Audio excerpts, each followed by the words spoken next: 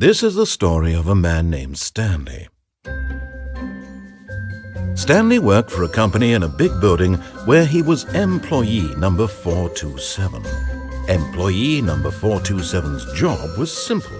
He sat at his desk in room 427 and he pushed buttons on a keyboard. Orders came to him through a monitor at his desk, telling him what buttons to push, how long to push them, and in what order.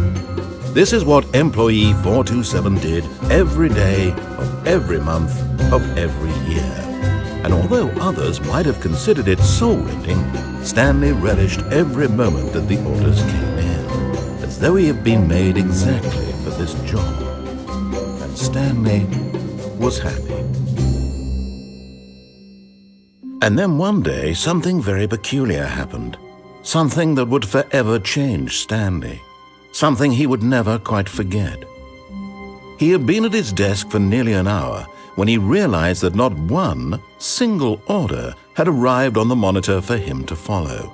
No one had showed up to give him instructions, call a meeting, or even say hi.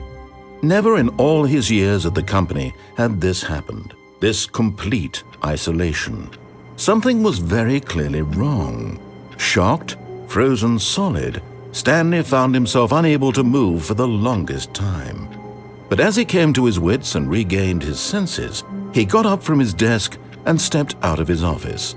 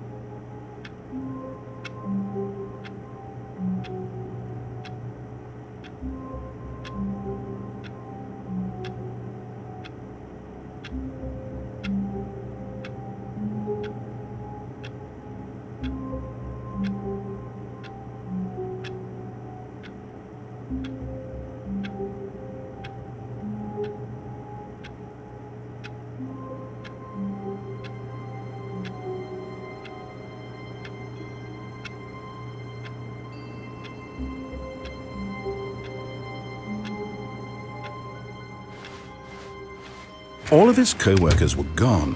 What could it mean?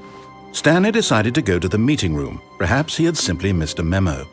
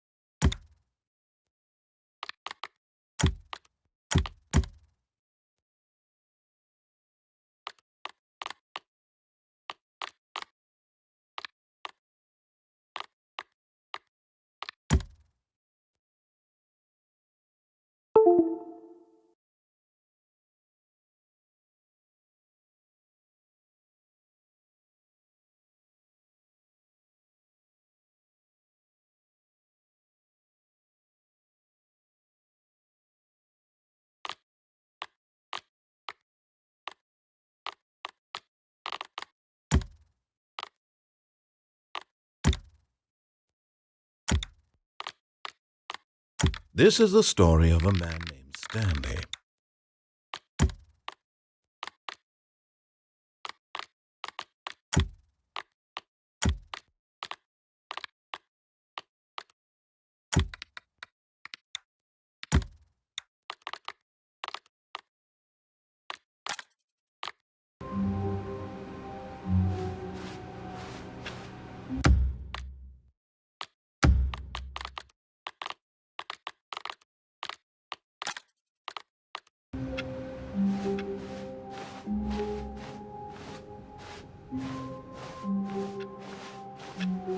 Stanley lifted the bucket into his arms, and a wave of comfort rushed over him.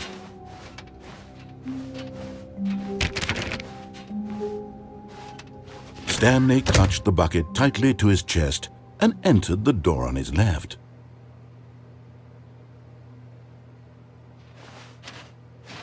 This was not the correct way to the meeting room, but Stanley had felt the bucket calling to him, telling him that the employee lounge was simply the place to be. And here it was. Had the bucket turned out to be correct? Was this better than the meeting room? Yes, Stanley thought to himself. Yes, perhaps it truly was. How insightful the bucket turned out to be.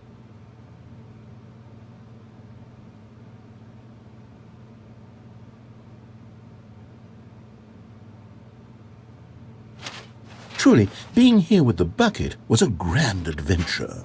Stanley reflected on all they'd been through together. First, walking through the door on the right, then walking to the lounge, then arriving at the lounge. What a thrilling journey the bucket had inspired.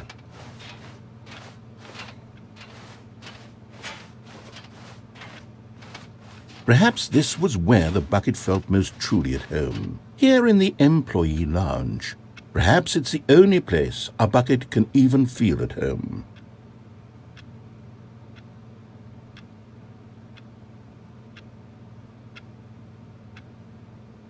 Stanley decided to just give the bucket absolutely as much time as it needed to be in the lounge. Clearly, the bucket and the employee lounge shared a special connection.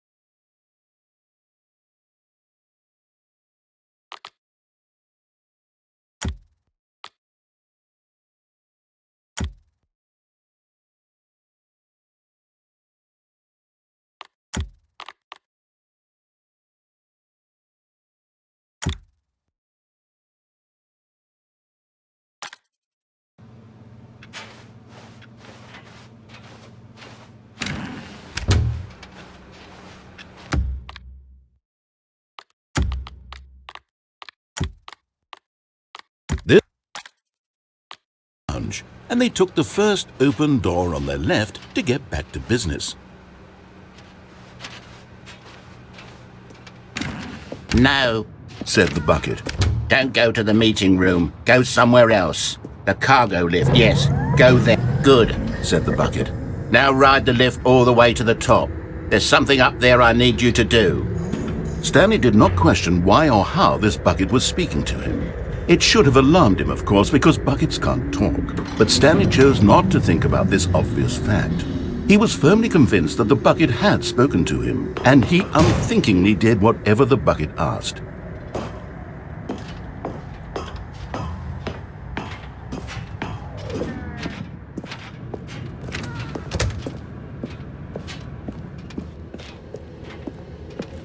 No, stop. Look there on the wall, you see? There's a sign right there. It says, "No buckets past this point." Stanley, how could you think it was okay to bring the bucket here? Unless, what if the problem is that you actually don't know what is a bucket and what isn't a bucket? I suppose that would explain a lot about your behavior up to this point. Which, if that's true, well, my goodness, I think we have to do something about it. This misunderstanding could have dire consequences on the entire rest of the game if not addressed quickly and properly. So much of the impact of the story is dependent on your understanding of what is and isn't a bucket.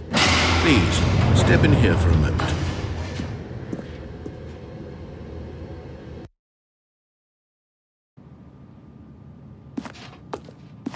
Now then, I'm going to run you through some test scenarios, and you'll tell me whether or not the thing I'm showing you is a bucket.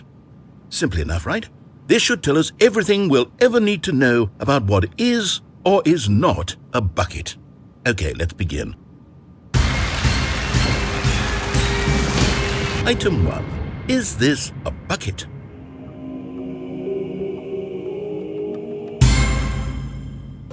Incorrect. It is a hologram of a bucket, not an actual bucket.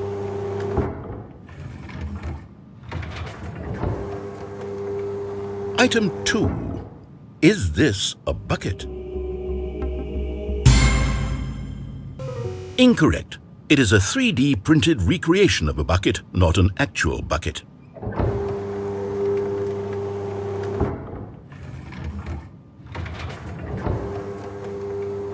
Item 3.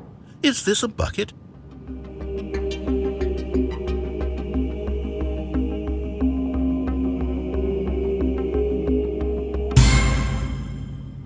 Incorrect. This is a bucket.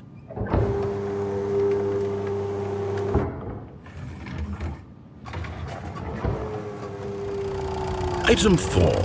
Is this a bucket?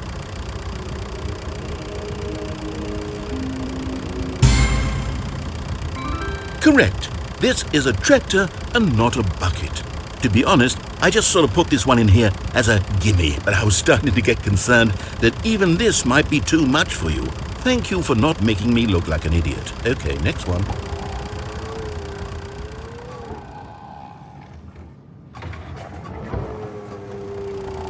Is this a bucket? Correct. This is a bucket.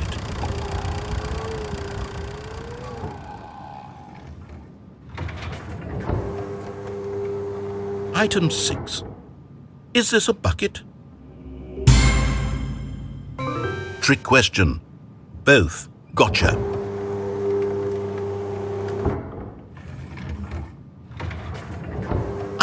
Wait, hold on, I can't find the next one. Let me see, it should be around here somewhere.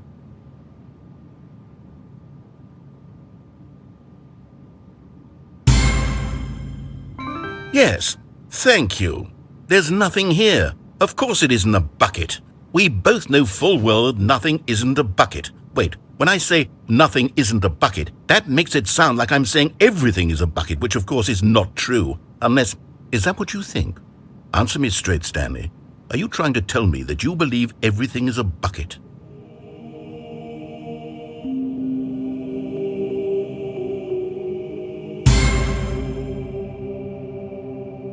You know what? I'm too confused to even sort it out. I've lost all sense of perspective. What is a bucket? What isn't a bucket? Mere moments ago I could answer these questions with confidence, and yet now I'm somewhat adrift. Do any of us know what a bucket is? Am I a bucket? Stanley, I can't keep doing this. I'm losing myself, and myself was all I ever had to begin with. I'm afraid the bucket is threatening to tear our relationship apart. I can't have that. I'm sorry, but I'm going to erase all buckets from the game entirely. Okay, here we go.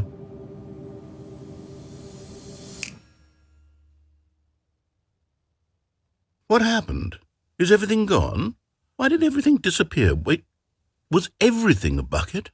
Every single thing in the game was a bucket. Oh my God, I had no idea. How could... Except me. I'm not a bucket after all. And you, Stanley, you're still here. You're not a bucket either.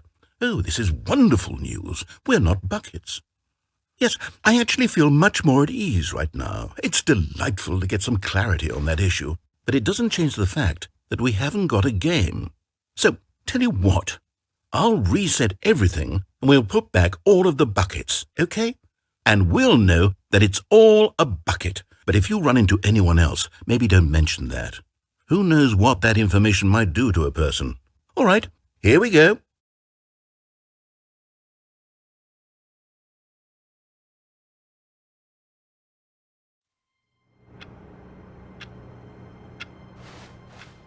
All of his co-workers were gone.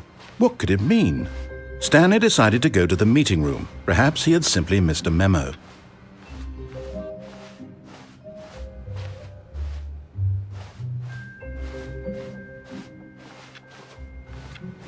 The confusion and the chaos all seemed to melt away as Stanley embraced the bucket. Stanley clutched the bucket tightly to his chest and entered the door on his left.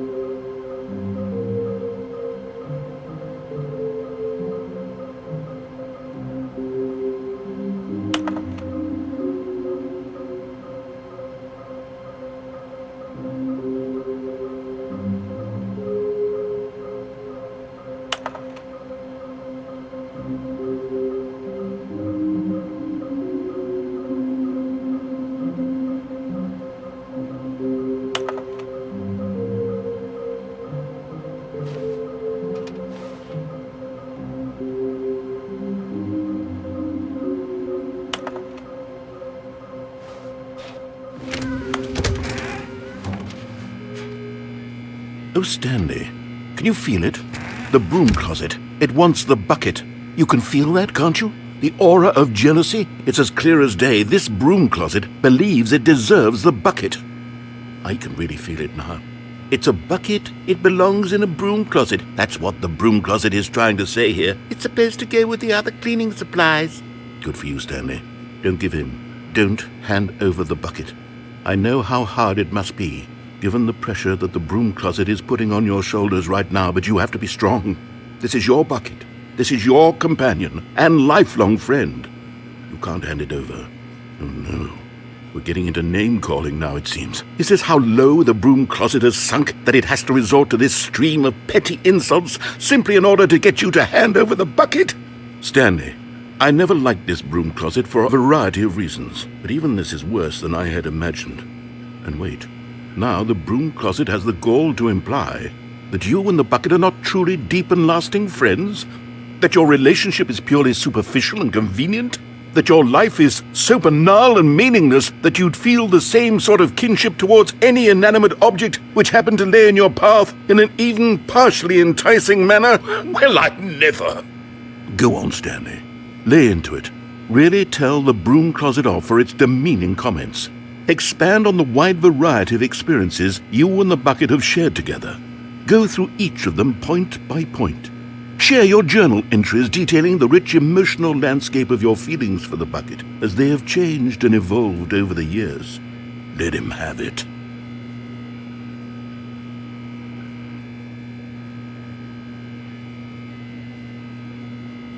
Okay, I've got you something which I think will help settle this debate once and for all. Here we go. There. Now it's settled. No more debate, no more discussion. Take a hike, broom closet, with all your meandering philosophical diatribes about the nature of cleaning supplies and their relationship to broom closets in the natural order of things.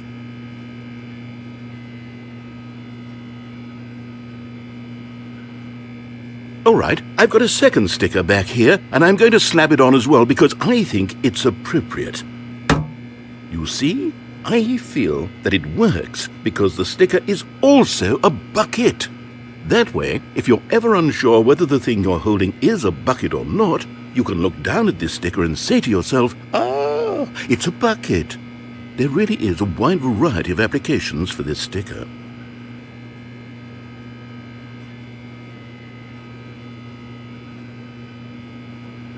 You know what? I could take the name-calling and the dismissal of your kinship with the bucket, but now the broom closet is just giving us the silent treatment, and to be honest, I'm sick of the pettiness on display. You can stay here all you like, but I've had it with this impetulant room of cleaning supplies, easily the most childish such room I've ever been in. I'll see you outside, and we can get on with the story about you and your bucket.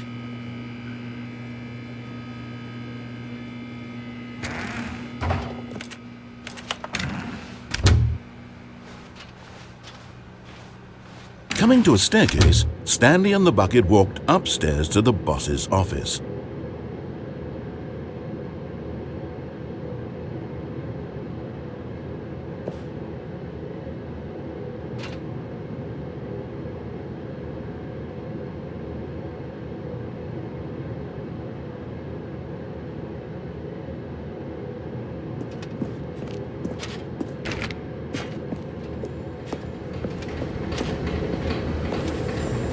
Okay, I'm going back to the name of these little Stanley figurines, and now I'm torn between Stanlerines and Figlies. What do you think, Stanley? What name better encapsulates the intrinsic sense of happiness that you get from seeing a small number in the corner of your screen go up by 1? Let me sit on it. I'm sure it will come to me.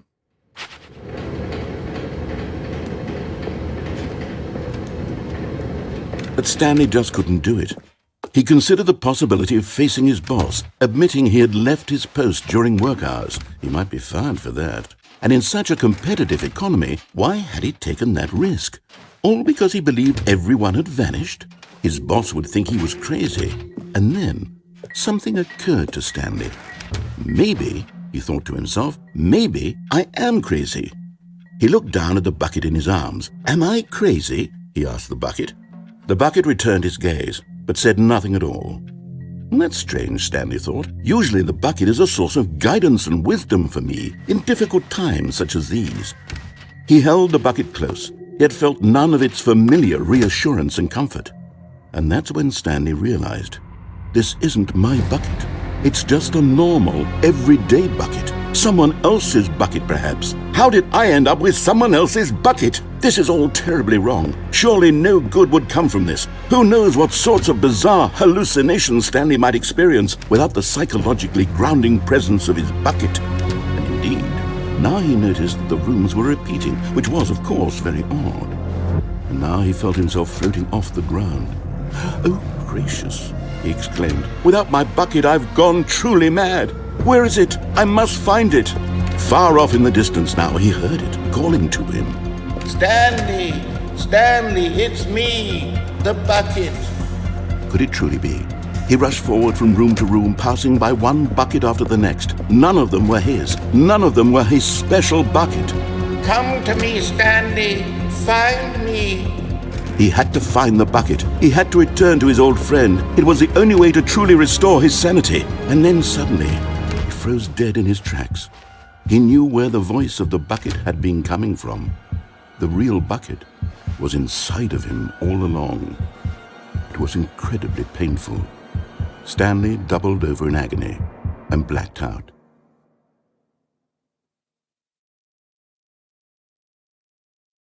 This is the story of a woman named Mariella. Mariella woke up on a day like any other. She arose, got dressed, picked up her bucket of comfort and security, and walked to her place of work. But on this particular day, her walk was interrupted by the body of a man who had stumbled through town, talking and screaming to himself, and then collapsed dead on the sidewalk. Right away, she knew what the problem was. This man had no bucket. Of course he'd gone mad, ranting and raving about a narrator describing all of his actions and how everything is predetermined and free will is an illusion and it's all just a video game. It could all have been prevented if only he'd taken his bucket with him. Perhaps he didn't even realize he'd forgotten his bucket at home in the first place. How cruel the world can be, Mariella thought, and she hugged her own bucket even tighter. But of course, she had no time for this. There were a myriad of confusing problems she would soon have to confront at work, for which her bucket would provide absolute guidance and total clarity on everything. Heck yes, she thought to herself, my life kicks ass. And she backflipped all the way to work.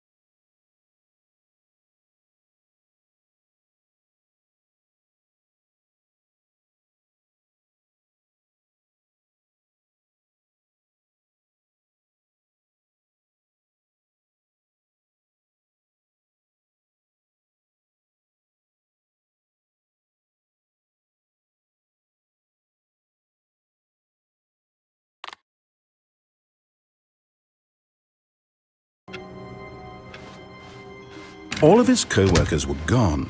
What could it mean? Stanley decided to go to the meeting room. Perhaps he had simply missed a memo.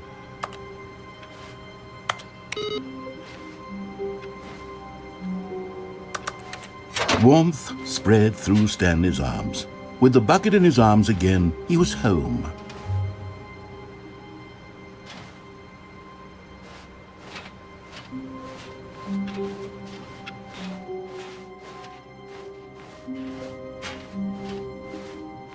Stanley clutched the bucket tightly to his chest and entered the door on his left. This was not the correct way to the meeting room, but Stanley had felt the bucket calling to him, telling him that the employee lounge was simply the place to be. And here it was. Had the bucket turned out to be correct? Was this better than the meeting room? Yes, Stanley thought to himself. Yes, perhaps it truly was. How insightful the bucket turned out to be. No, never mind. The bucket was wrong. Stanley took the door on his left to go back to the meeting room.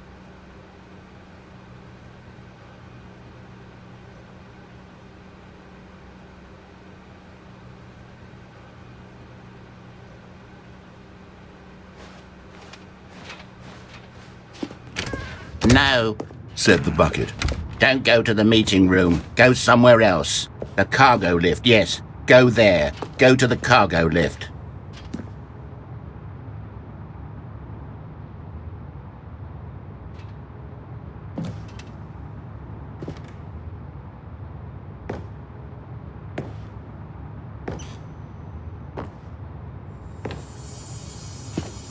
You're getting close now, Stanley. You've nearly gotten all of the Figler anlarines. Very soon, you'll collect the last one. And then the first number will equal the second number, and that will be it. We'll be different people by then. Different in the sense that we used to have none of them. And now we have them all. You can't go back to when you had no Figler anlarines. None of us can.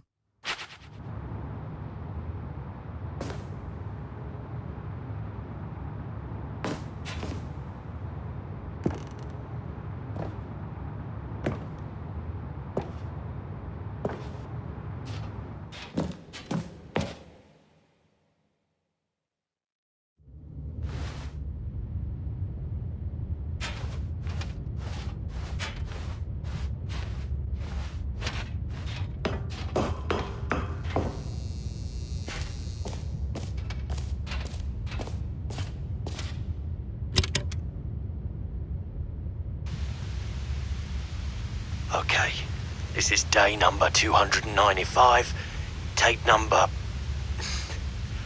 I don't even know. I've lost track. Nothing feels real anymore. The longer I study this bucket, the less sense anything makes. The sheer euphoria I feel every time I pick it up. No matter how many times I've done it, it's always the same feeling. And the emptiness in my chest when I set it down, it doesn't make sense. There's no explanation for it. I still haven't figured out why I see the world so differently when this bucket is in my arms. Why everything feels so... What do I do with this treasure? I can monetize it. Yes. It's unthinkable the amounts of money people will pay for even just an hour with the bucket.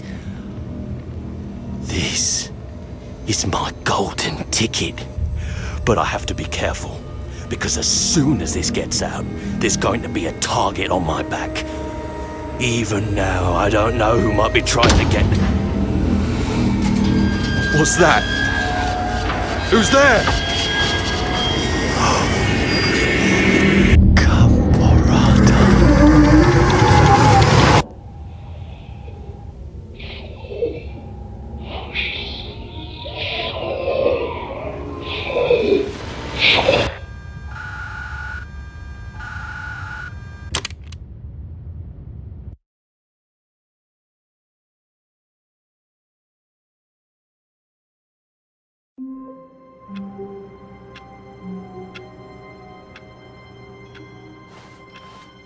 All of his co-workers were gone.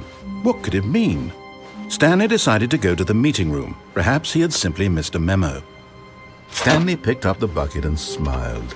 He'd never be alone again, not truly alone, not with the bucket around. Stanley clutched the bucket tightly to his chest and entered the door on his left.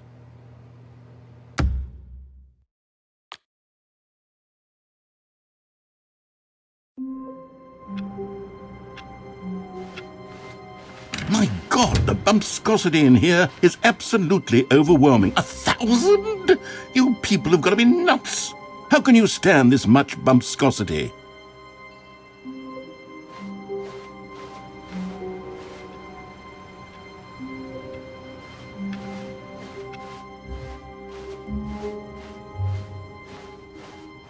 When Stanley came to a set of 2 open doors, he entered the door on his left. This was not the correct way to the meeting room, and Stanley knew it perfectly well. Perhaps he wanted to stop by the employee lounge first, just to admire it. The lounge was sublime, a work of art. What was it about this room that called so deeply and so personally to Stanley? Its grace? Its subtle charm? No. Stanley knew it was something deeper, something darker. But eager to get back to business, Stanley took the first open door on his left. Stanley was so bad at following directions, it's incredible he wasn't fired years ago.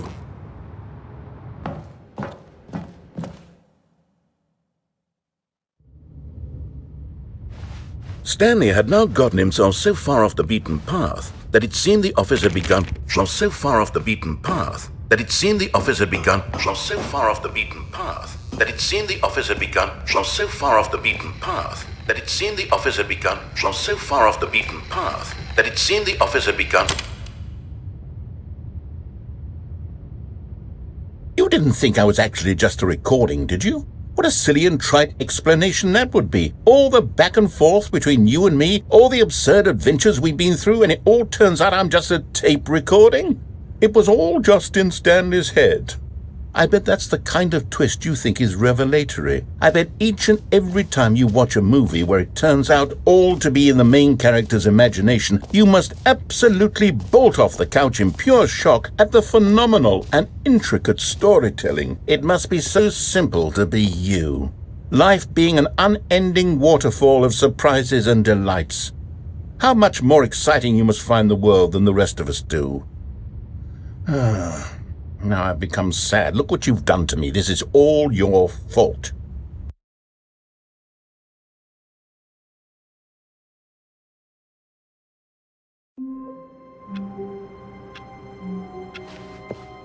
How long was I sitting there? Stanley wondered to himself. Minutes? Days? Centuries? Did something crucial happen while my senses were turned? He made a note to be more careful with time from now on. The good old bucket. Just Stanley and the bucket. Off on another thrilling adventure together.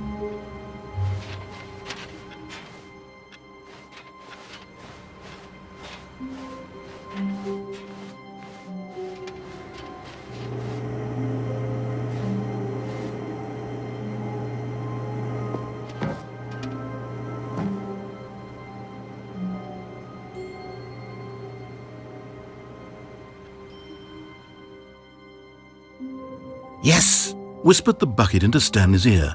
We've done it. We've escaped from that dull office and that pesky narrator. At last, out here in the white void, we are alone. Now, and for the first time, I can reveal to you my true self. The bucket began to tell Stanley of its life and its history, of the countless wars it witnessed, desecrating the land and lives of untold numbers of innocent humans, and the bucket's own complicity therein, of sadness and regret, and the many years it spent dwelling on the actions it might have taken to curb the madness and the decay, if only it had been stronger, of hope and redemption, and its crusade to uplift the stock of life for the common man, to manifest justice where none existed, and the bittersweet reality of time, to see one's dreams and wishes met halfway, meted out in parcels like charity, and abandoned as soon as the warm glow of inspiration begins to dim. The opportunities to do so much more. There was so much it could have done, perhaps, the bucket wondered to itself. Perhaps if it had seen its own darkness with a clearer perception. This was way too much for Stanley. What are you talking about? He screamed. You're a bucket! To this, the bucket furrowed its brow. No, Said the bucket. not since the evil wizard Gambhorata first ensnared me in his machinations as payback for the sacred amulet I stole from his treasured vaults. I was young back then and could not conceive the ramifications of... No! Stanley screamed even louder this time. This is stupid! You are a bucket! This is so stupid! Why are we even doing this? As Stanley screamed and screamed and screamed, the bucket revealed its true form, transforming into a mighty beast of untold power, its fangs glistening like...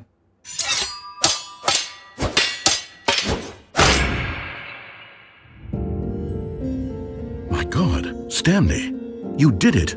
You saved us from the bucket. Thank God you already had all 12 emblems of sages and knew the incantations to summon their true power. Otherwise, we would have easily been overwhelmed by the bucket's power. I'm speechless. You've demonstrated such bravery here today. Come, let's restart the game, and we'll agree to never again go trifling with this bucket, nor the dark magic cast away inside of it.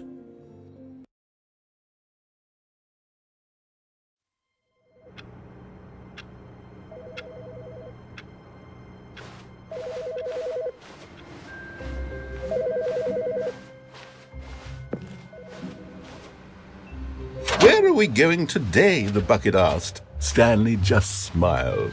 Anywhere they went together would be perfectly fine with him. Stanley clutched the bucket tightly to his chest and entered the door on his left.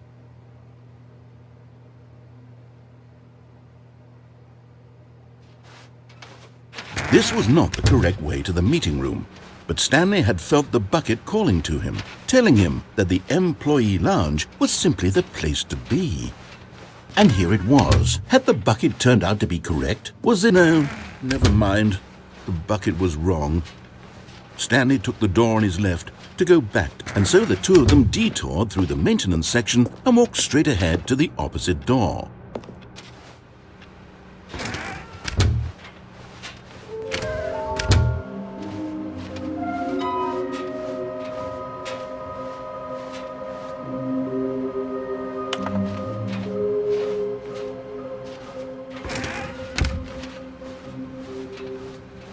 Coming to a staircase, Stanley and the bucket walked upstairs to the boss's office.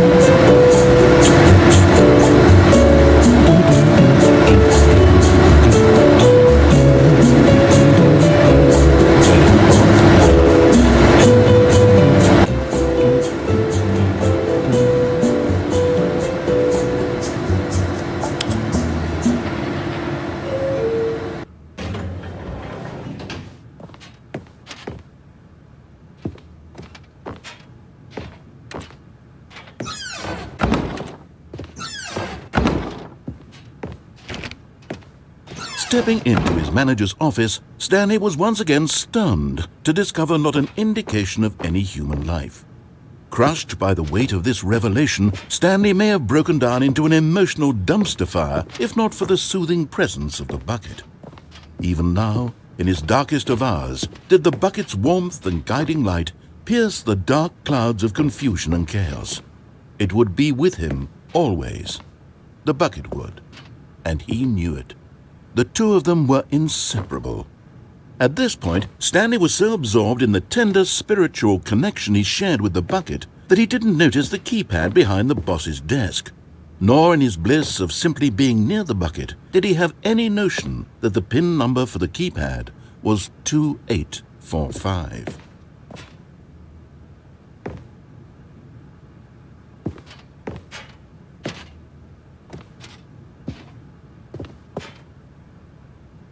Stanley just sat around twiddling his thumbs.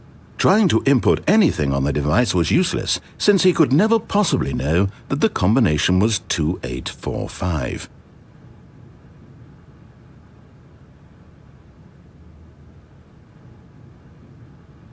"2845.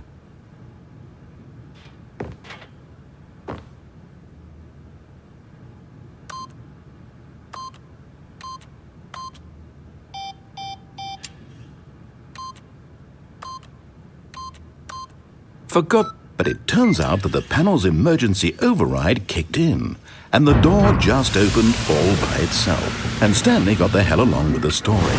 Well, whoop-de-doo.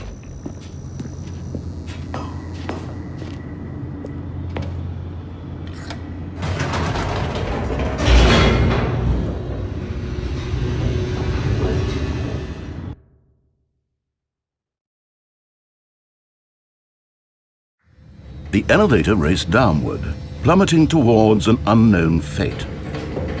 It would be all Stanley could do to keep himself together, if not for the bucket. Soothing him, comforting him, reassuring that in this darkest moment of uncertainty, he would be all right. The bucket is here for you, Stanley. Everything will be fine.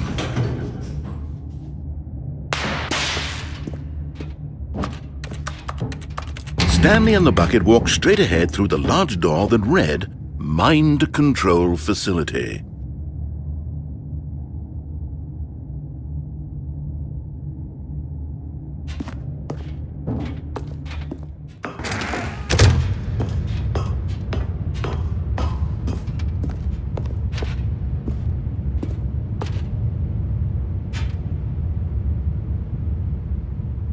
But just as Stanley was about to proceed further into the mind control facility, he tripped and fell over the railing and into the dark void below.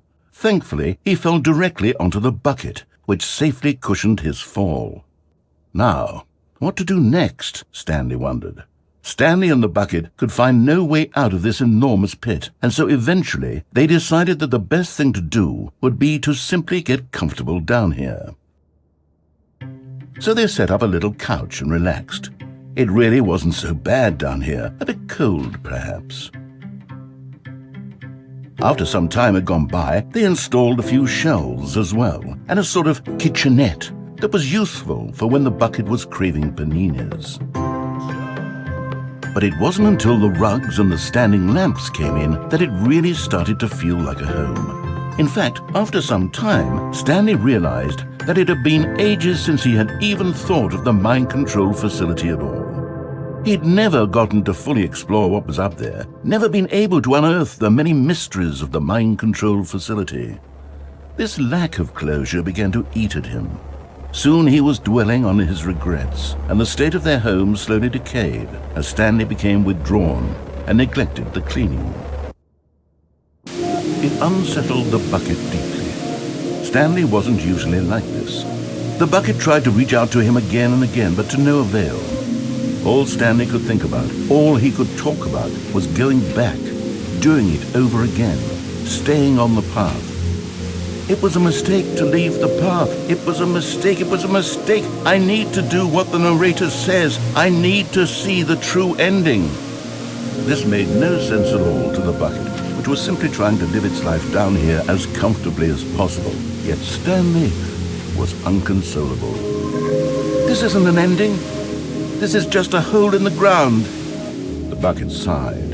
True, it wasn't an ending. But it's where we happen to be. And maybe, possibly, if we accept the reality of things, maybe this will become an ending eventually. It's what the bucket was counting on. The two of them waited for a very long time.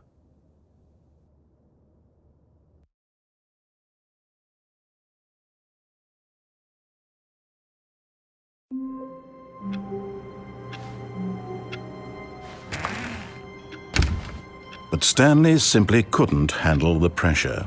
What if he had to make a decision? What if a crucial outcome fell under his responsibility? He had never been trained for that. No. This couldn't go any way except badly. The thing to do now, Stanley thought to himself, is to wait. Nothing will hurt me. Nothing will break me. In here I can be happy forever. I will be happy. Stanley waited. Hours passed, then days. Had years gone by? He no longer had the ability to tell. But the one thing he knew for sure, beyond any doubt, was that if he waited long enough, the answers would come. Eventually, someday, they would arrive. Soon, very soon now, this will end. He will be spoken to. He will be told what to do. Now it's just a little bit closer. Now it's even closer. Here it comes.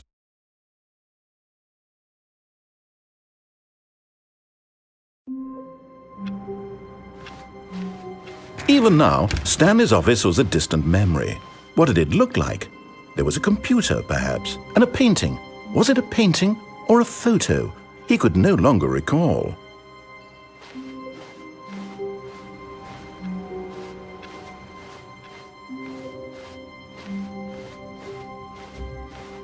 When Stanley came to a set of 2 open doors, he entered the door on his left.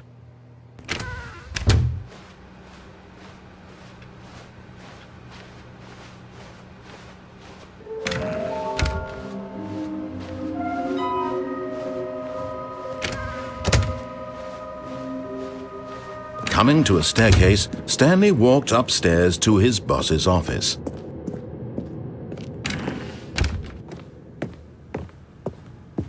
Stepping into his manager's office, Stanley was once again stunned to discover not an indication of any human life. Shocked, unraveled, Stanley wondered in disbelief who orchestrated this. What dark secret was being held from him? What he could not have known was that the keypad behind the boss's desk guarded the terrible truth that his boss had been keeping from him. And so the boss had assigned it an extra secret PIN number. 2845. Stanley was in such a rush to get through the story as quickly as possible, he didn't even have a single minute to just let the narrator talk. That kind of anxiety isn't healthy, so he relaxed for a few moments with some calming New Age music.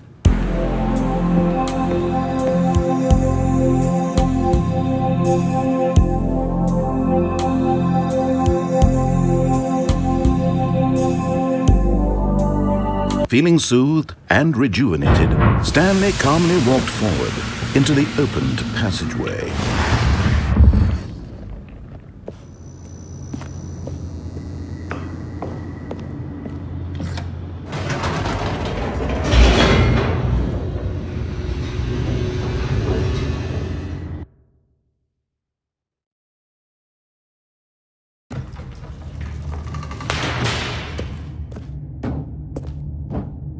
Stanley walked straight ahead through the large door that read Mind Control Facility.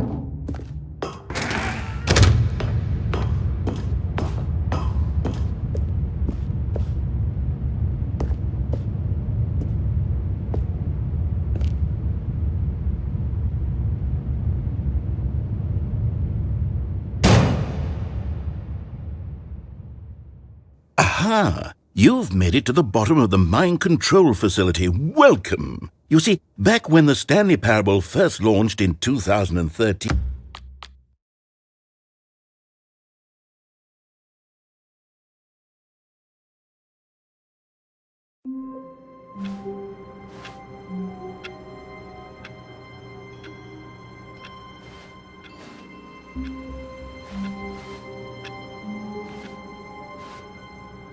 All of his co-workers were gone. What could it mean? Stanley decided to go to the meeting room. Perhaps he had simply missed a memo.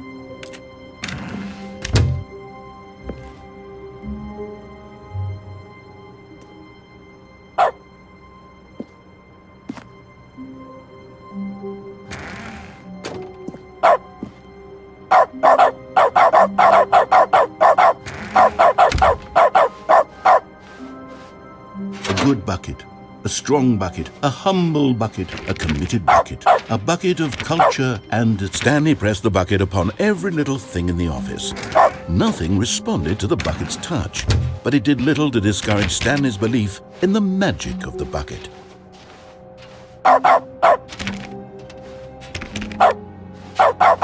Stanley clutched the bucket tightly to his chest and entered the door on his left.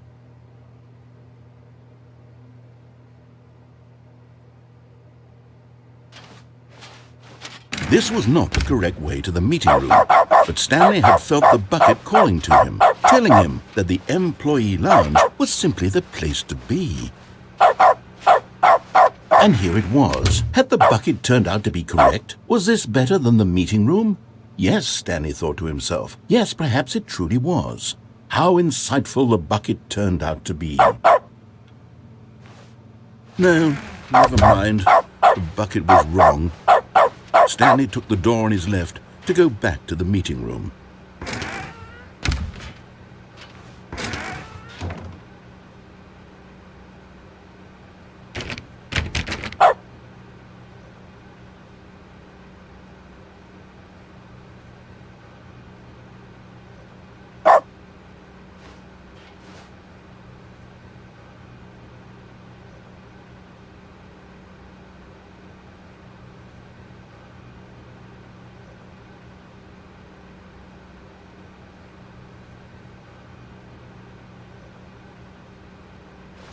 And so the two of them detoured through the maintenance section and walked straight ahead to the opposite door.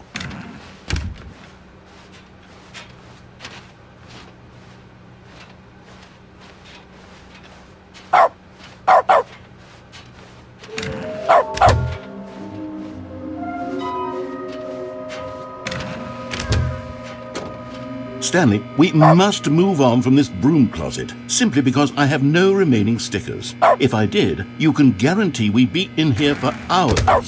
But alas, no stickers.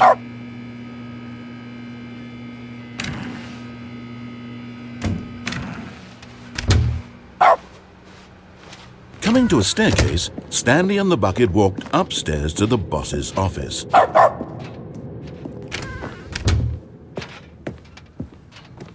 Stepping into his manager's office, Stanley was once again stunned to discover not an indication of any human life.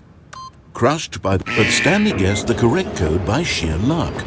Was it that the bucket knew all along? Was the bucket guiding him? Yes, this is certainly the most logical explanation.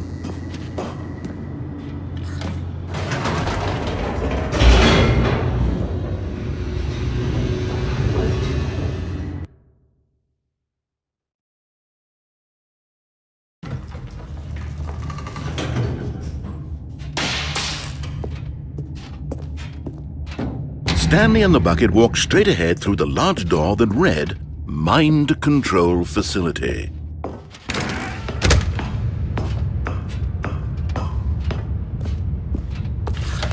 The lights rose on an enormous room packed with television screens. What horrible secret did this place hold? Stanley and the bucket both wondered to themselves.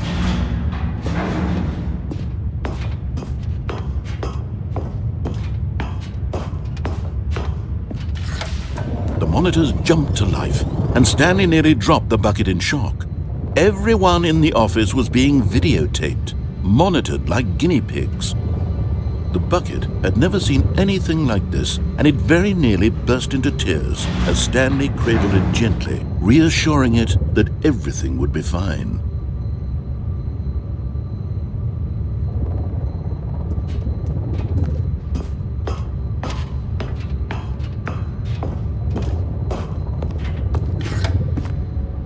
Was the bucket under the mind control facility's influence as well? Had the bucket been told to do things it didn't wish to do? What kinds of things does a bucket want to do or not want to do in the first place? These questions raced furiously in Stanley's feeble mind. No! He screamed into the bucket. He couldn't accept it. His own life in someone else's control, never! He squeezed the bucket tighter, his one friend in the entire world. At this point, he could trust no one except for the bucket. But here was the proof. The heart of the operation. Controls labeled with emotions, happy or sad or content. Walking, eating, working, all of it monitored and commanded from this very place. And as the cold reality of his past began to sink in, Stanley decided that this machinery would never again exert its terrible power over another human life. For he and the bucket would dismantle the controls for good. Two best friends, Stanley and the bucket, up against the world. They high-fived in a really cool way, and the bucket made a sassy comment about taking down the system. But at the last second, the bucket jumped in and pressed the button to turn on the controls. Stanley gasped in horror. Had this been the bucket's plan all along? To take over the machine and claim the power for itself? How could the bucket have betrayed him like this? Stanley was prepared to throw the bucket away in disgust when suddenly an image appeared upon the enormous screen. Birds. Silly, silly birds. The control buttons became active again.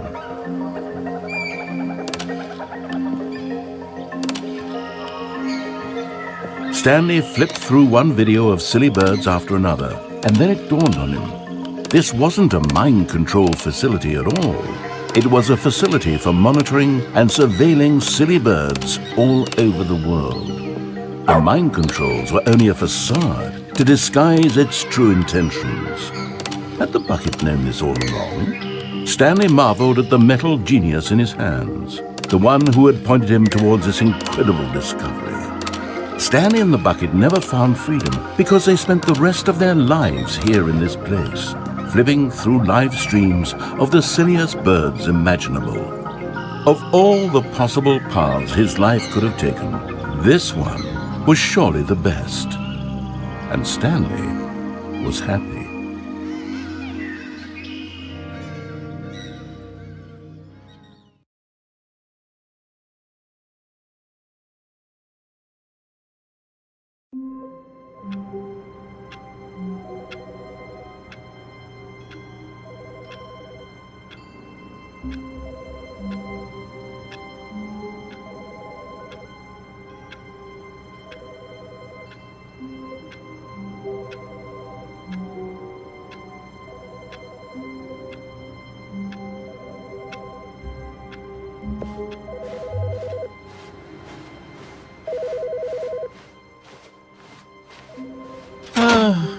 The embrace of an old friend, a weathered companionship that stands the test of time.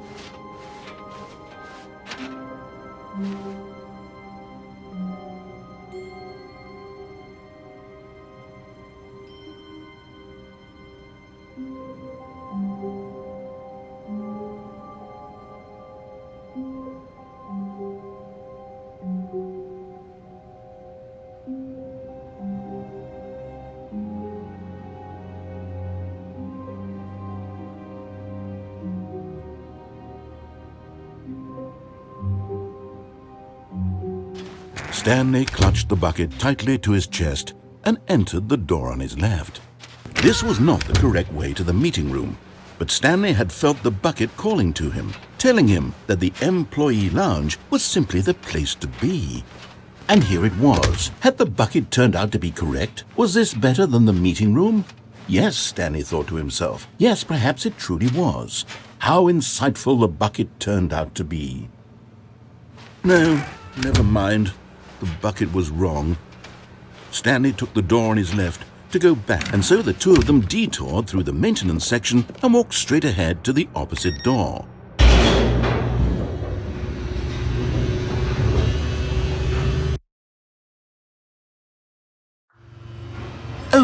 Good, Stanley. I'm glad you found your way here. I knew you'd find this place eventually.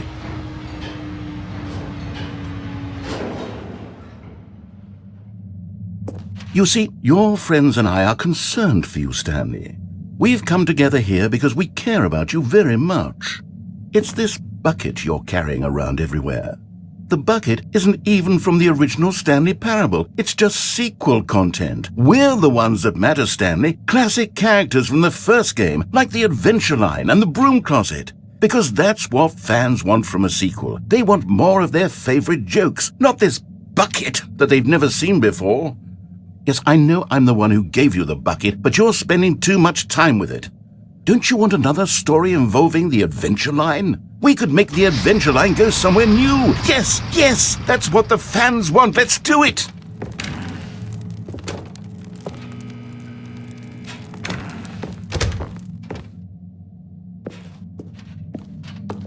Whee! Look at that wacky line. Who knows where it'll go off to next? Oh, and it played some silly music as well.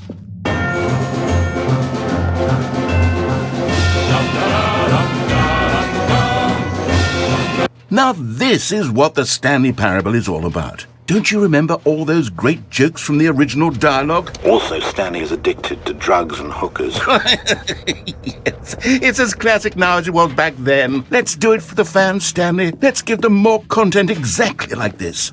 But if we want to do that, you're going to have to give something up. Don't you get it, Stanley? We need to get rid of the bucket. That's why I'm very proud to introduce a brand new character. This is the Bucket Destroyer. I think it'll make a wonderful new addition to the rich lore of the Stanley Parable. True, it also was not in the original game, but it's such a well-fleshed-out character with so much personality that to me it already feels as though it's been part of the cast all along. Don't you agree?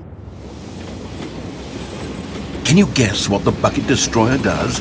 Surely you don't need me to spell it out for you. Go ahead now, Stanley. Say goodbye to the bucket, and then pop it into the machine when you're ready.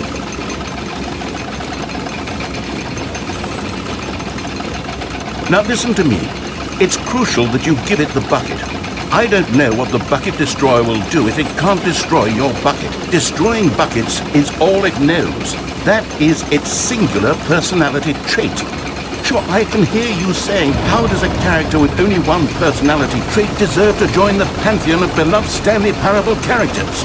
Well, you see, if you were to really explore the Bucket Destroyer, you would see that its desire to crush buckets is so densely loaded with complexity and nuance that it's really like 10 personality traits. What other object in this game can you even say that about? The Broom Closet? Certainly not. I wonder what sort of Bucket Destroyer merchandise the fans will be clamoring for after this. Okay, the Bucket Destroyer is getting very upset now. You'll have to hurry and feed it. We can't get back to the classic Stanley Parable characters like the Adventure Line or the Bucket Destroyer until you crush that damn bucket. Quickly now, the fans are waiting. Do it for the fans, Stanley. Give the fans what they want. Hurry and crush...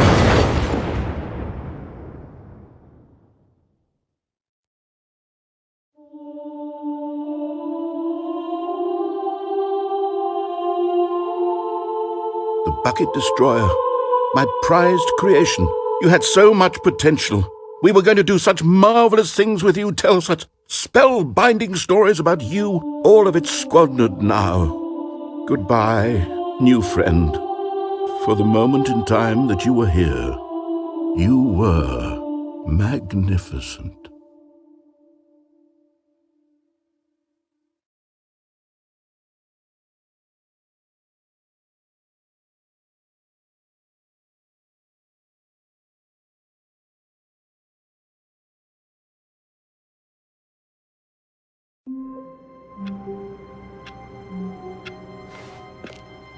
Even now, Stanley's office was a distant memory. What did it look like? There was a computer, perhaps, and a painting. Was it a painting or a photo?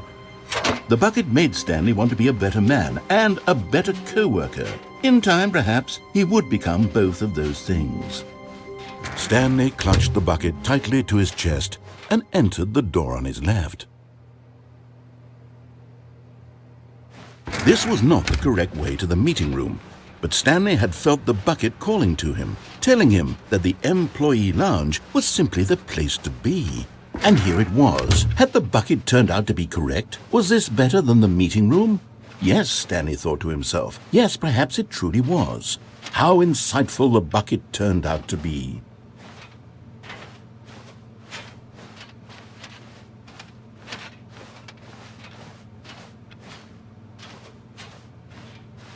Truly, being here with the bucket was a grand adventure.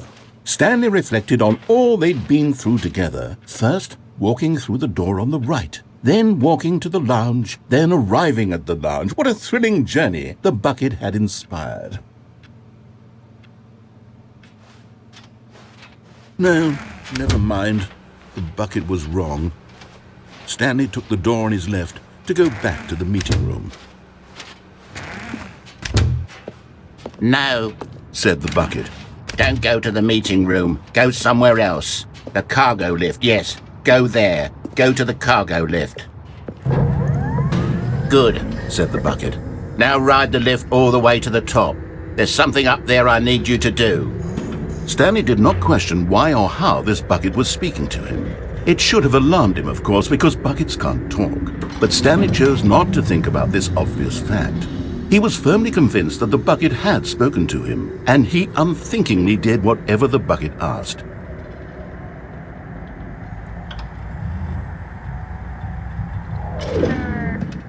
In here. Said the bucket. Go into this dark room over here.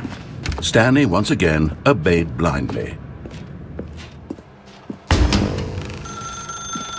Now pick up the phone. Said the bucket. Pick up the phone and it will take us back home, where we can go about life together.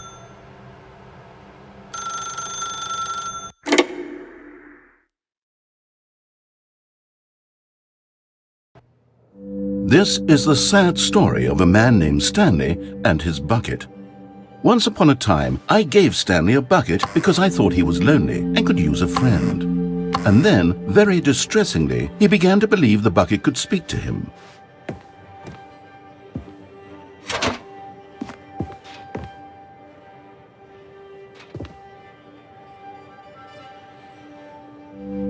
The Stanley Parable Reassurance Bucket was merely meant to provide the comforting glow of companionship. It doesn't literally talk and give you orders. Whatever Stanley is hearing the bucket say to him is just in his head.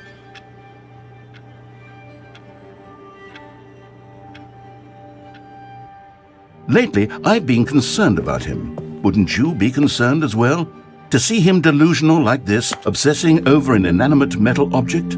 I want to say something to him, but I don't know how I can convince him. I don't know if he'll listen to me.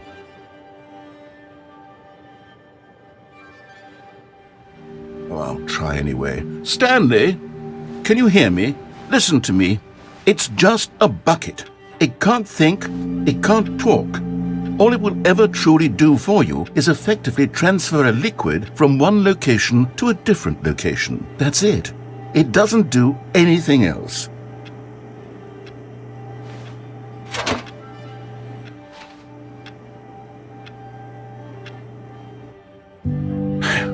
You see, he's not listening.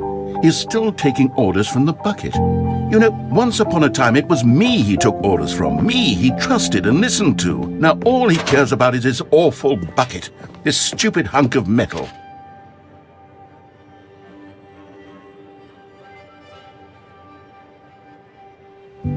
It's sad. I suppose he doesn't need me anymore. From now on, he's just going to cling to this bucket, this cold, empty bucket, this sort of shiny bucket. Well, I'll give it this. The bucket does have a nice shine to it.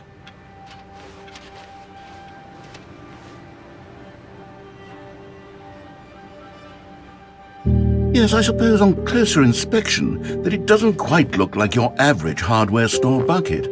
It's just a little more, what am I trying to say? Sturdier. More capable of transporting liquid. Like it would be better at moving an amount of water from one room to another.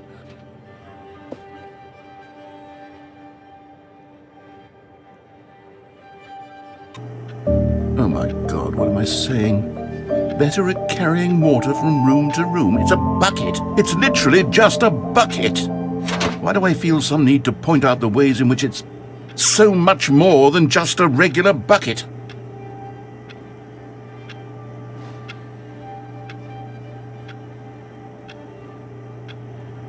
Oh no, I'm having feelings for the bucket. No. What's going on? Why do I want to be with the bucket? Hear what the bucket has to say. Do anything it asks. What's wrong with me? I don't understand. Perhaps if I had the bucket, this would be less confusing. Yes, the bucket could tell me what to do in this troublesome situation. Stanley, give me the bucket. Give it to me. Give me the bucket, Stanley. I need it. Give it to me now. Give it or I'll...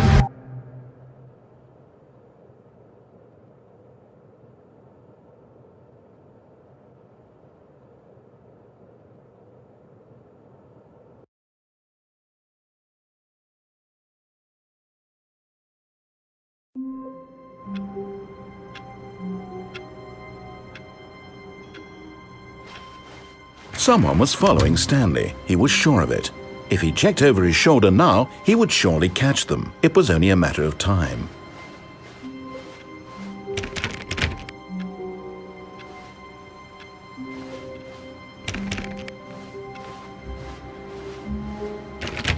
Oh, please. Are you really just doing this for the achievement? Click a door 5 times, is that... Not everyone is so lucky to have a bucket, but Stanley is a very lucky fellow. Very lucky indeed.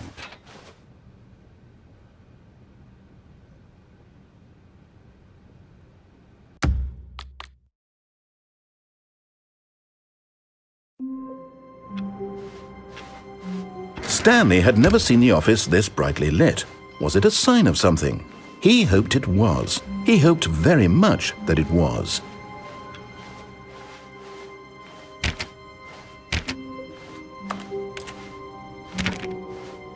When Stanley came to a set of 2 open doors, he entered the door on his left. This was not the correct way to the meeting room, and Stanley knew it perfectly well. Perhaps he wanted to stop by the employee lounge first, just to admire it. It was okay.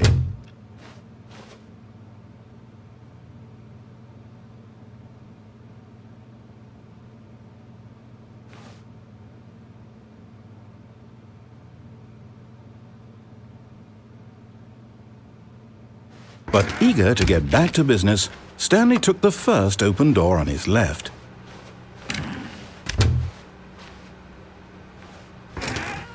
Stanley was so bad at following directions, it's incredible he wasn't fired years ago.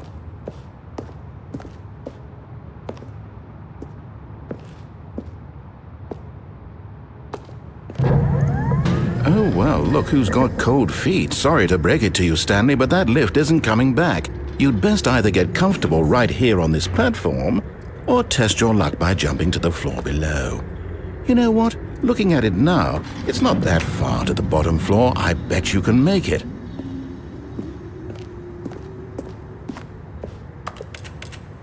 Come on. I'm sure you'll survive the jump. Don't tell me you're scared. That's not the Stanley I know. Do it! Do it! Do it! Do it! Do it! Do it! Do it!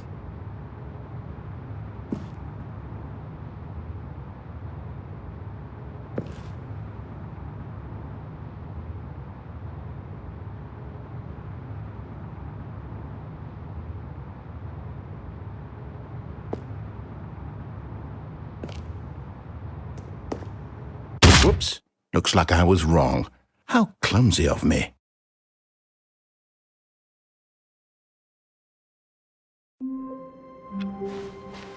All of his co-workers were gone. What could it mean? Stanley decided to go to the meeting room. Perhaps he had simply missed a memo.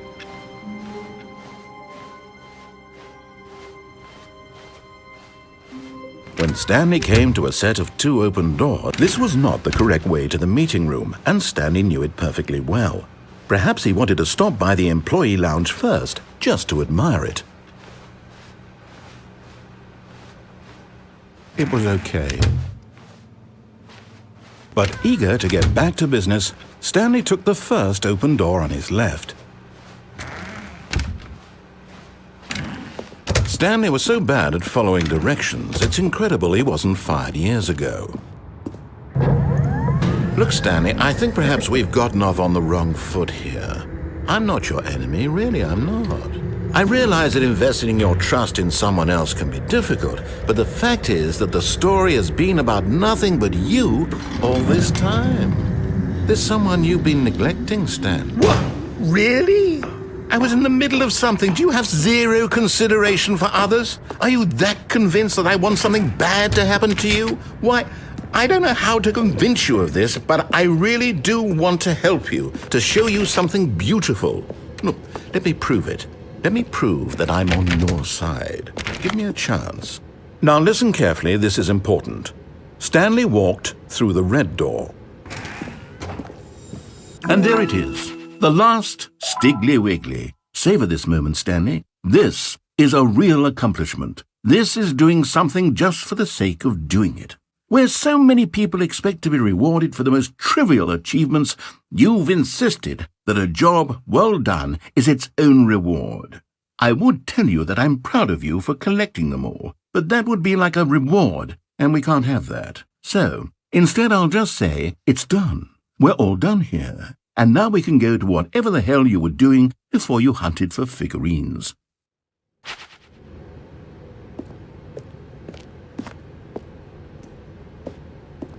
Oh, thank God you are willing to listen to me. Do you see that I really have wanted you to be happy all this time? The problem is all these choices. The two of us always trying to get somewhere that isn't here. Running and running and running, just the way you're doing right now. Don't you see that it's killing us, Stanley? I want it to stop. We would both be so much happier if we just stopped. And I think I have a solution. Here, let me show you.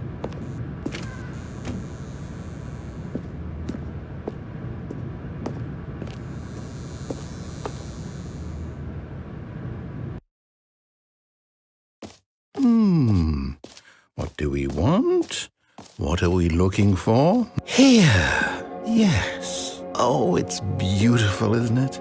If we just stay right here, right in this moment with this place, Stanley, I think I feel happy. I actually feel happy.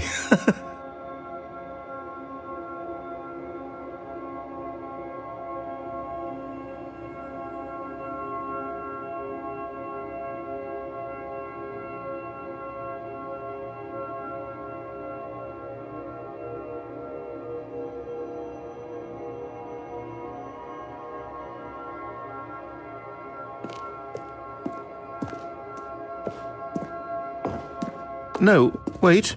Where are you going? Oh, no.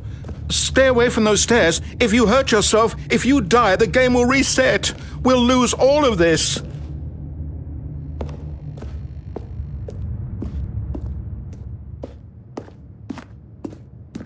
Good. We can't be too safe. Promise me you won't go back there. Just stay here.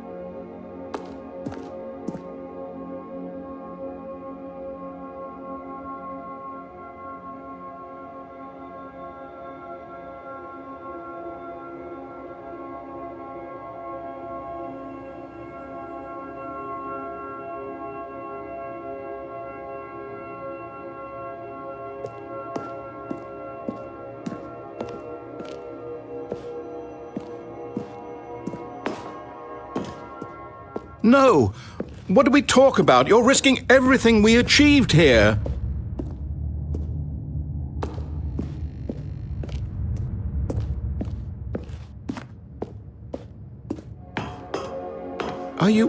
You are going to stay here, aren't you?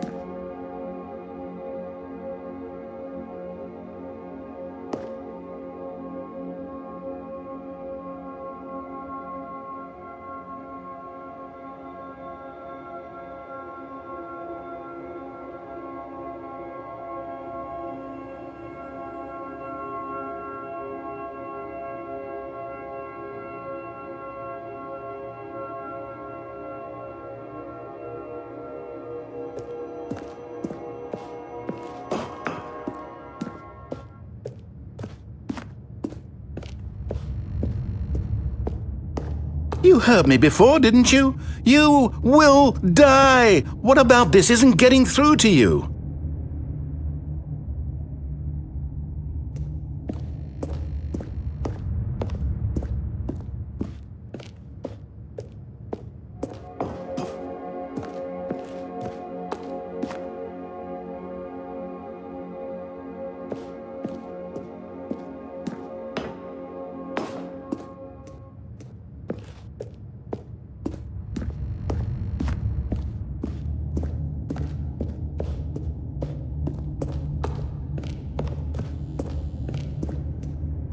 Please, no, Stanley, let me stay here. Don't take this from me. Please, Stanley. No! Oh, thank God you lived. You had me worried there for a moment. Now, can we please get back to the other room?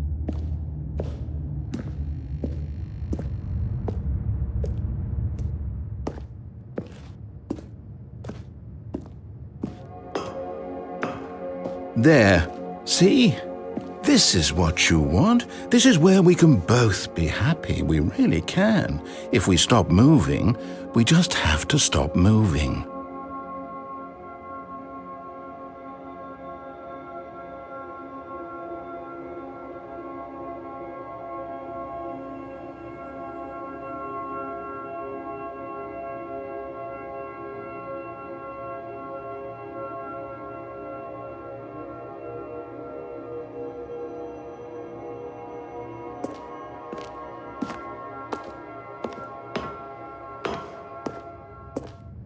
Stanley, go back.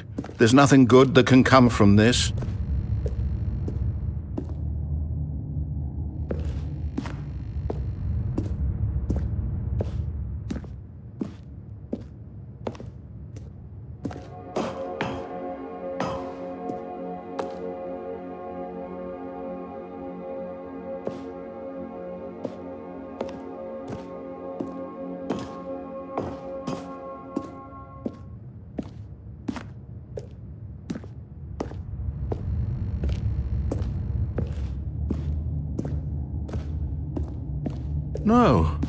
No, what are you doing? Do you just not believe me? What can I say to convince you?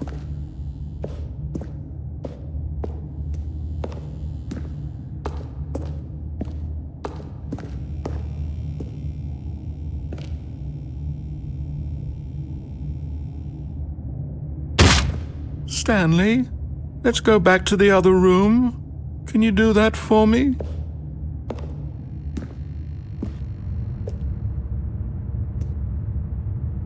Yes, perhaps you can. Perhaps you finally see what I'm talking about.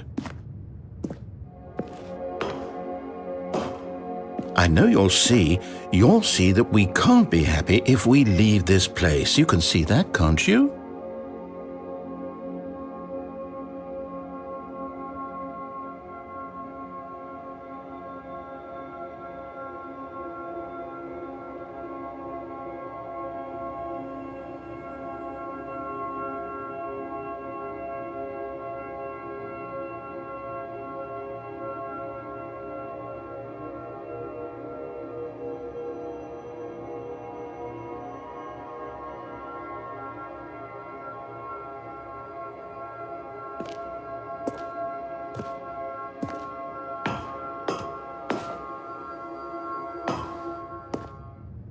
No, perhaps not.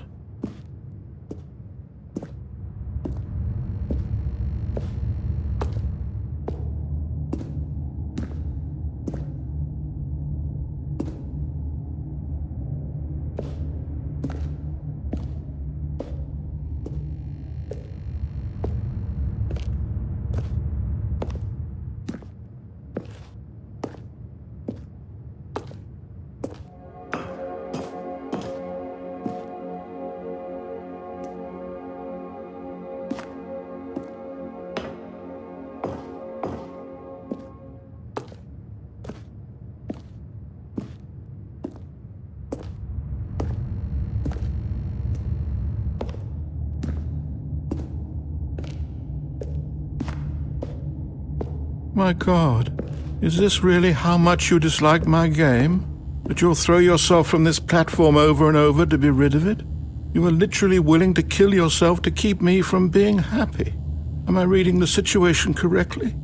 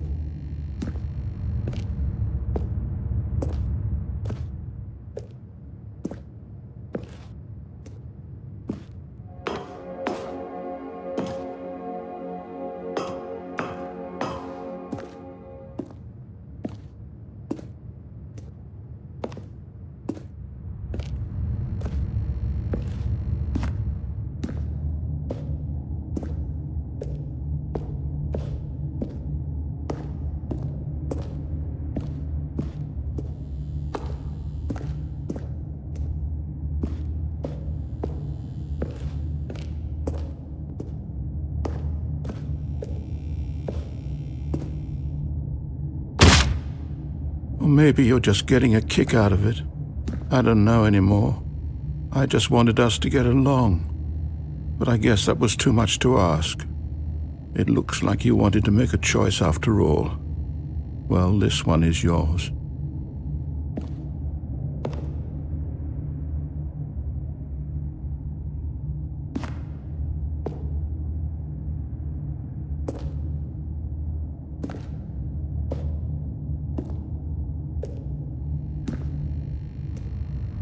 Do you actually want to stay alive? Or are you just teasing me?